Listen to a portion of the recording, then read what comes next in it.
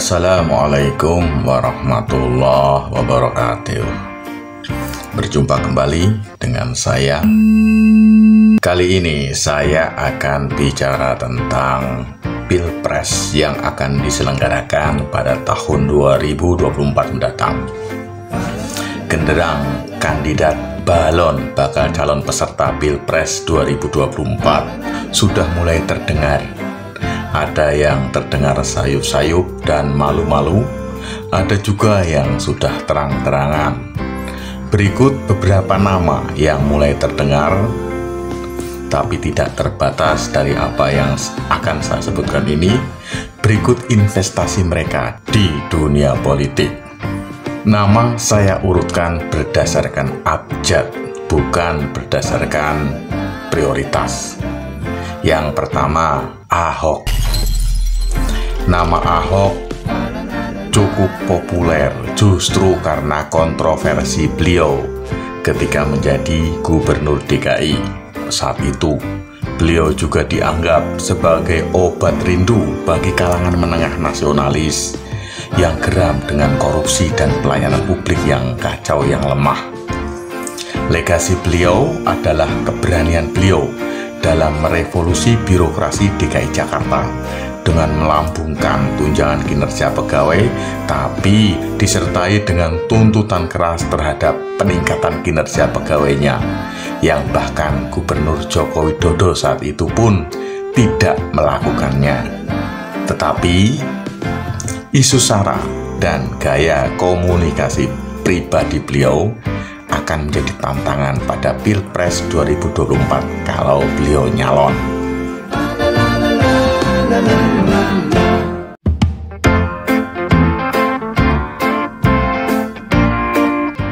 Kedua, Anies Baswedan. Nama ini tentu saja populer di kalangan menengah muda terpelajar dan sebagian rakyat yang merindukan penerapan syariah Islam dalam pengelolaan negara. Gaya komunikasi beliau yang ciamik cemerlang mampu merebut simpati rakyat Indonesia.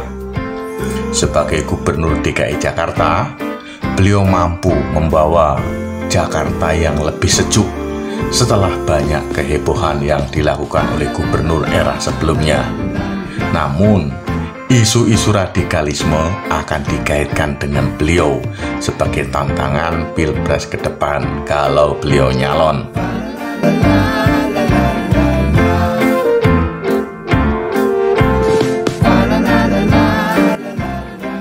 Ketiga, Deddy Mulyadi. Nama ini juga cukup populer terutama di dunia media sosial atau medsos, sehingga dikenal di banyak kalangan melampaui daerahnya Purwakarta, Jawa Barat. Aktivitasnya yang dipublikasikan di media sosial mampu membetot banyak perhatian rakyat kecil. Pembelaan beliau terhadap kepentingan publik dan lingkungan cukup heroik. Sebagai mantan bupati dan anggota DPR, tentu saja beliau tidak asing dengan pengelolaan negara. Berikut solusinya kalau nanti beliau berhasil nyalon.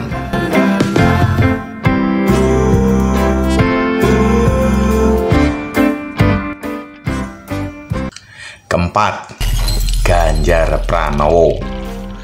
Sebagai Gubernur Jawa Tengah, beliau mampu menunjukkan gaya kepemimpinan yang mirip dengan Presiden Joko Widodo, bahkan lebih komunikatif dari Presiden Joko Widodo. Beliau mampu menyapa dan menyentuh jiwa rakyat Jawa Tengah secara langsung maupun melalui medsos. Gaya pendekatan yang elegan terhadap rakyat kecil mampu menarik simpati banyak kalangan. Namun, posisi beliau di partai yang sekarang menaunginya selama ini kemungkinan akan menjadi tantangan tersendiri dalam Pilpres kalau beliau nyalon.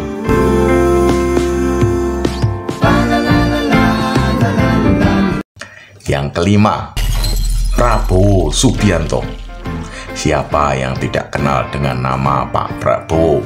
Nama beliau tentu tidak asing di telinga rakyat Indonesia.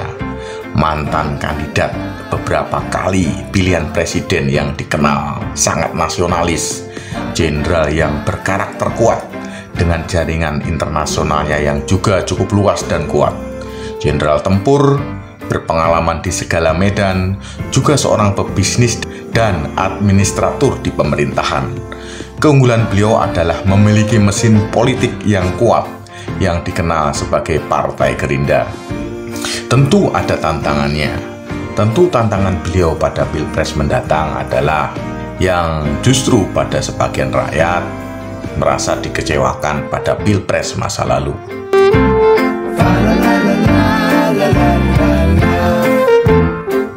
Yang keenam, Mbak Puan Maharani. Beliau memiliki posisi kuat di partai terbesar saat ini, sekaligus sebagai terah Soekarno. Tentu ini modal yang tidak ecek-ecek bagi Mbak Puan. Pengalaman politik beliau juga cukup panjang, didukung oleh mesin politik yang tangguh, ideologi nasionalis yang kuat yang melekat pada beliau akan mampu menjangkau berbagai kelompok. Kekuatan komunikasi beliau dengan rakyat secara langsung akan menjadi tantangan terbesar beliau dalam Pilpres, karena gaya berinteraksi dengan rakyat secara langsung akan menjadi tren elektabilitas seseorang ke depan, terutama dalam Pilpres 2024. Demikian beberapa nama yang sudah mulai muncul di kalangan publik.